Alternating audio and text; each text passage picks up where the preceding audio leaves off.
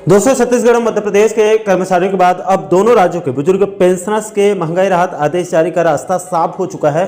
लेकिन एरियर्स को लेकर जो अंदाजा लगा रहे थे बिल्कुल वही हुआ है। और दोस्तों, दोनों राज्यों के बुजुर्ग पेंशनर्स के लिए धारा 49 को जड़ से समाप्त करना क्यों जरूरी है, इन्हीं सभी महत्वपूर्ण मुद्दों को बिल्कुल तथ्यों के माध्यम से एक एक करके सरल शब्दों में समझने वाले हैं। इसलिए दोस्तों, आप इस वीडियो को अंत तक जरूर देखें और इस महत्वपूर्ण टॉपिक को अच्छे से समझने की कोशिश कीजिए। नमस्कार दोस्तों, मैं हूं आपका दोस्त लोकेश साहू और आप देख रहे हैं लोकेश छत्तीसगढ़िया यूट्यूब चैनल। आप सभी साथियों का हमारे इस चैनल पर बहुत बहुत स्वागत है। दोस्तों, आप लोग को याद होगा इसी चैनल पर मैंने 2 दिन पहले ही, कल और परसों, 2 अलग अलग वीडियो के माध्यम से पहले ही साफ साफ बता दिया था कि इस बार भी दोनों राज्यों के पेंशनर्स के एरियर्स राशि को दबाने का पूरा स्क्रिप्ट लिखा जा चुका है और बिल्कुल वही हुआ है। आपका और हमारा अंदाजा बिल्कुल सटीक बैठा है। दोस्तों, सबसे पहले आपको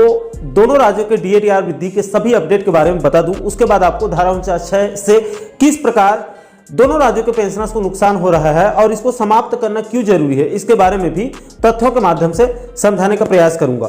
दोस्तों, डीएटीआर वृद्धि की बात करूं तो जैसे कि आप सभी साथियों को पता होगा कि धनतेरस दिवाली से ठीक पहले सबसे पहले तो छत्तीसगढ़ के मुख्यमंत्री विष्णुदेव साय जी ने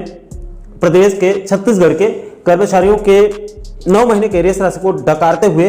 1 जनवरी 2024 के स्थान पर 1 अक्टूबर 2024 से बिना एरियर्स के 4% डीए यानी कि 50% डीए वृद्धि का ऐलान कर दिया था। इसके बाद छत्तीसगढ़ वित्त विभाग ने सीएम के ऐलान का पालन करते हुए 17 अक्टूबर 2024 को 50% डीए का आदेश भी जारी कर दिया।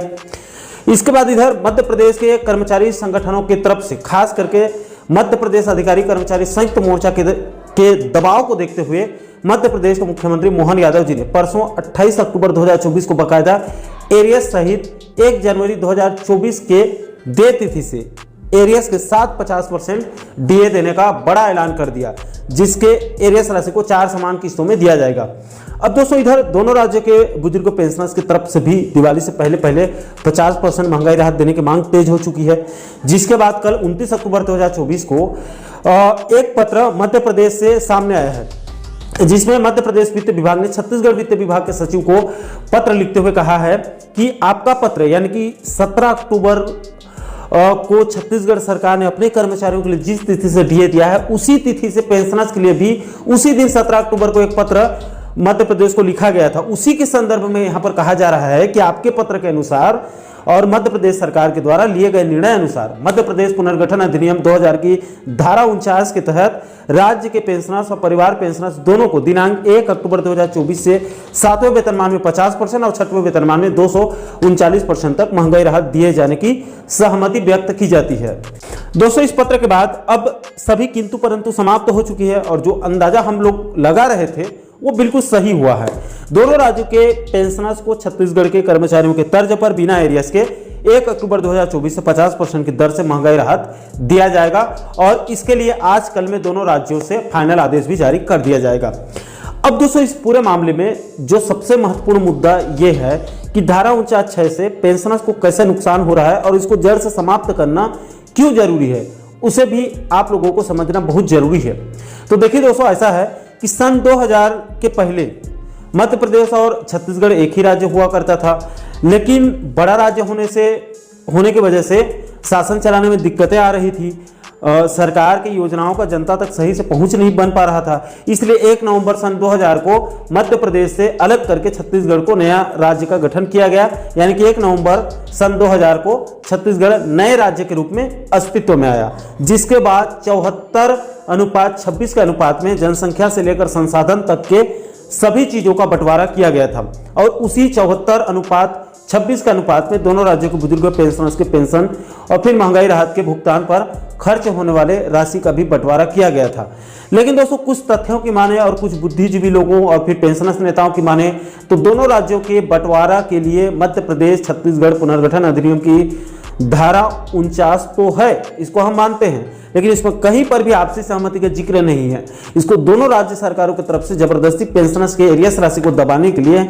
आपसी सहमति का नाटक किया जाता है। ये कई बड़े पेंशनर्स नेताओं की तरफ से तर्क दिया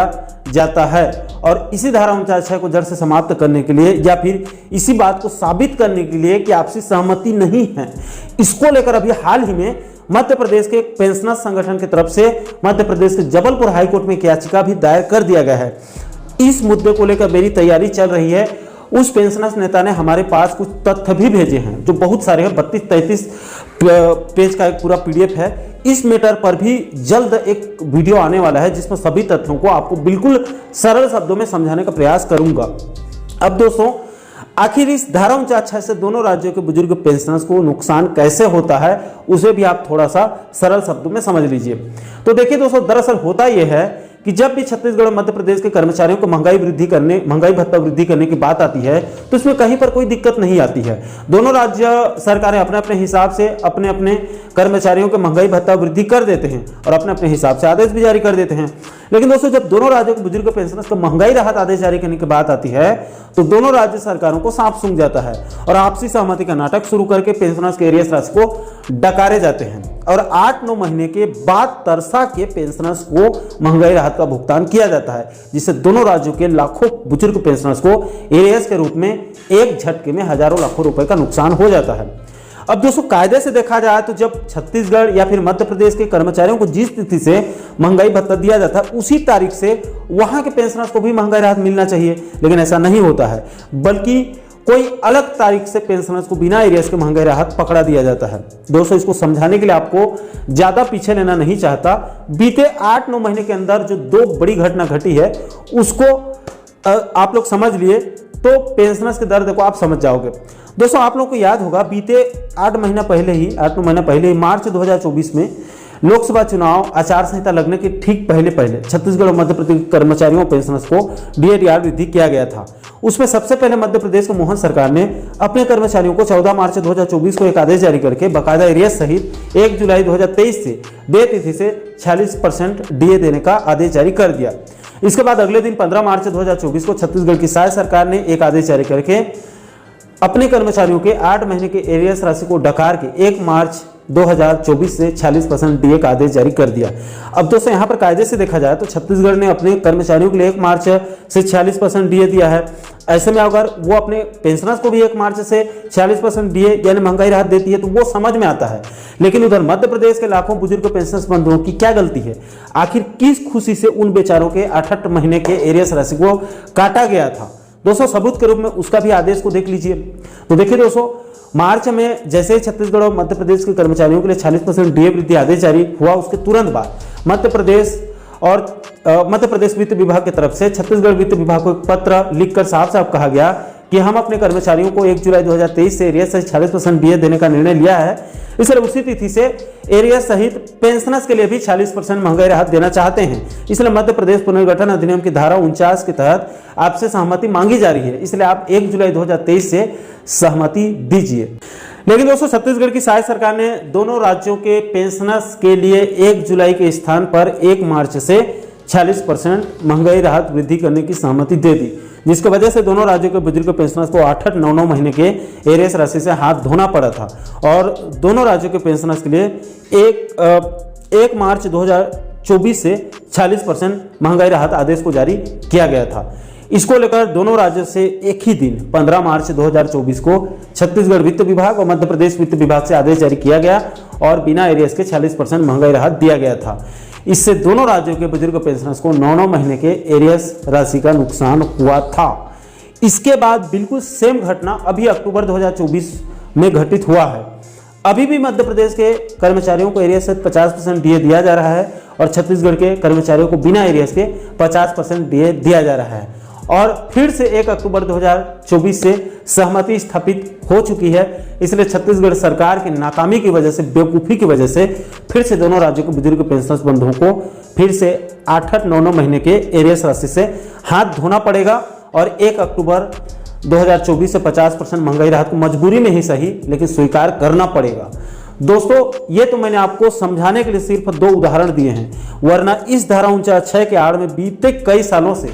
दोनों राज्य सरकारों के द्वारा मिलजुल कर दोनों राज्यों के बुजुर्ग पेंशनर्स के हक के एरियर्स राशि को डकारा जा रहा है और 8-8, 9-9 महीने की देरी से महंगाई राहत का भुगतान किया जा रहा है, जिससे दोनों राज्यों के बुजुर्ग पेंशनर्स को भारी आर्थिक नुकसान हो चुका है। और धारा 49 को जल्द से जल्द विलोपित नहीं किया जाता है, इसको जड़ से समाप्त नहीं किया जाता है, तो आने वाले भविष्य में दोनों राज्यों के बुजुर्ग पेंशनर्स को और आर्थिक नुकसान होना तय है। इसलिए दोस्तों मध्य प्रदेश पुनर्गठन अधिनियम सन 2000 की धारा 49 को जड़ से समाप्त करना बहुत जरूरी है,